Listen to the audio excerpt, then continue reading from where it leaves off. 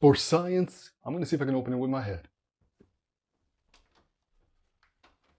For science, this is a tool I designed and 3D printed to help people open up doors. When I presented this in one of my videos, it got over 100,000 views. And for that, I say thank you. Because that did two things. The first thing is it actually introduced a new tool for people to use if they have trouble with doorknobs. And the second thing, which I think is equally as important, this allows certain people to realize that these are types of challenges some people around the world face every day. So in the comments, I had a lot of interesting questions, so let's tackle a few of them. Why is it called the door clock?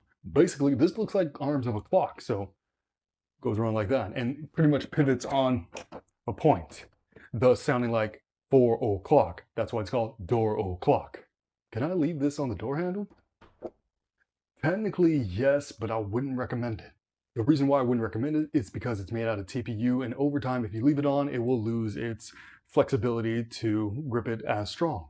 When designing this, I had the idea of just adding it on, open the door, and then taking it off without dropping it. That might be a good follow-up to my next question. Can I hang this? Of course you can. That's why I added these little holes here so you can thread a string through it. Theoretically speaking, you could just hang it off the doorknob and use it when you need it.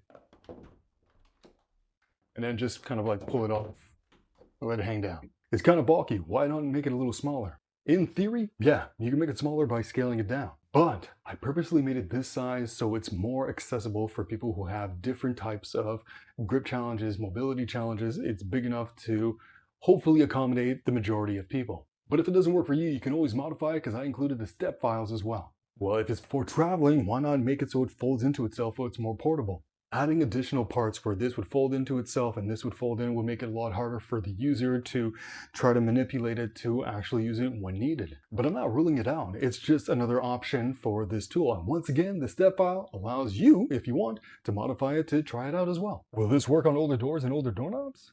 Yes and no, because it depends on the condition of the actual door. If the door frame and the entire door shifted, then it's harder to actually go through. Even for somebody who's able-bodied, it might be difficult to actually open the door. So this, being flexible, may not work. And also, rusty doorknobs or misaligned doorknobs with a door hole, you get what I mean, will not necessarily work. So where can you buy the physical product?